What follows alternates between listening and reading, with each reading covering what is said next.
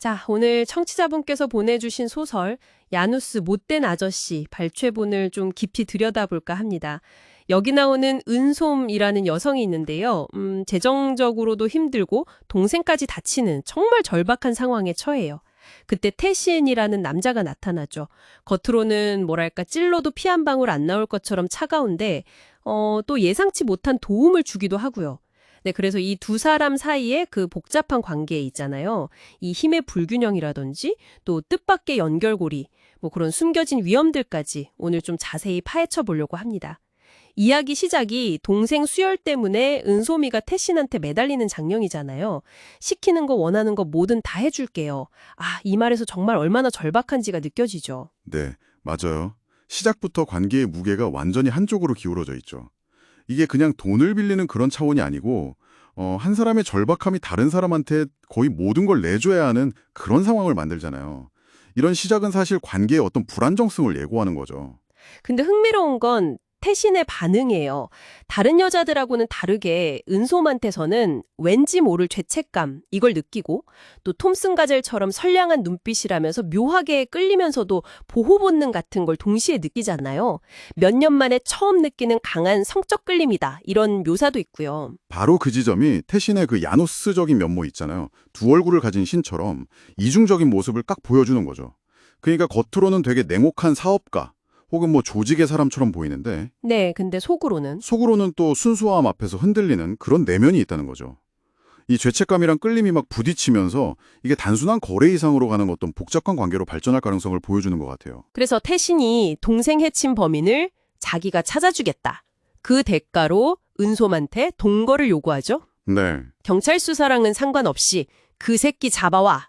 이렇게 지시하는 거 보면 아, 이 사람 힘이 보통이 아니구나 싶죠. 법 바깥에서 문제를 해결하는 방식이잖아요. 맞아요. 여기서 주목할 점은 태신의 그 해결 방식 자체가 그가 속한 세계의 논리를 보여준다는 거예요. 공권력이 좀 닿기 어렵거나 더딘 영역에서 그 사람의 힘은 즉각적이고 효과적이잖아요. 은솜에게는 그게 구원이 될 수 있지만 동시에 그 힘이 어디서 오는지 그 위험성을 또 그대로 보여주는 거죠.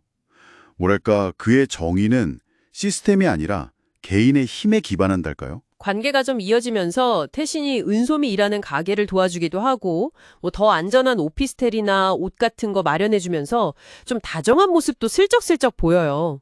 근데 은솜이는 이 관계가 애인도 아니고 그냥 섹스 파트너라면서 계속 혼란스러워하죠. 감사함과 두려움 사이에서요. 태신도 마찬가지예요.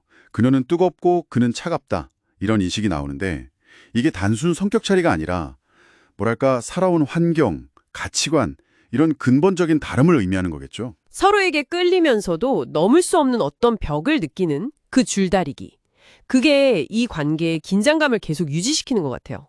과연 이 온도차를 극복할 수 있을까? 이게 중요 포인트죠. 그런데 일이 더 꼬이는 게 은솜이 동생을 공격한 범인이 경쟁 조직 보스의 동생 백이석으로 밝혀지잖아요. 그러면서 상황이 진짜 위험해지죠. 태신이 클럽에서 백이석한테 위협받는 은솜을 구해주는데 그게 오히려 백이석을 더 자극해서 결국 은솜이 납치되고 태신은 또 교통사고로 당하고 네, 바로 그 순간이죠.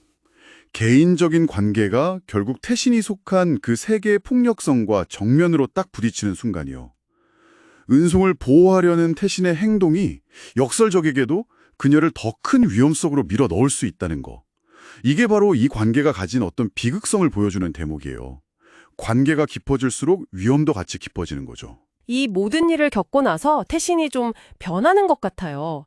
이제 이 집도 슬슬 접어야 할 때가 온 것 같다면서 이 위험한 삶에서 벗어날 수도 있겠다 이런 생각을 하고 은송에 대한 감정이 그냥 끌리는 게 아니라 외로움 그리고 사랑이었다는 걸 깨닫잖아요.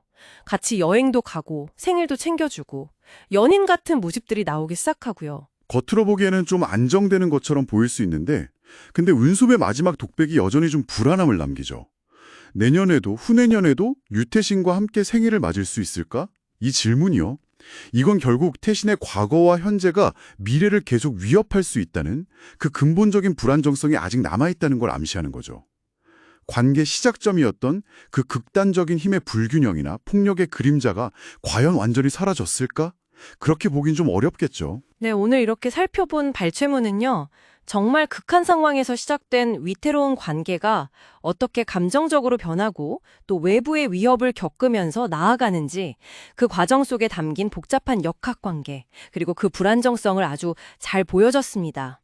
뭐랄까, 힘의 차이, 예상치 못한 끌림, 보호 본능, 현실적인 위험.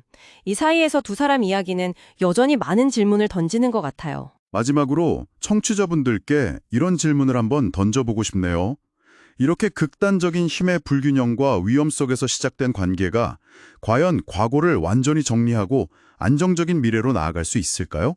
아니면 두 사람 사이의 그 근본적인 온도차, 그러니까 서로 다른 세계는 결국 다시 충돌할 수밖에 없는 운명일까요? 이 질문에 대한 답은 아마 듣는 분들의 경험이나 가치관에 따라 다를 것 같습니다.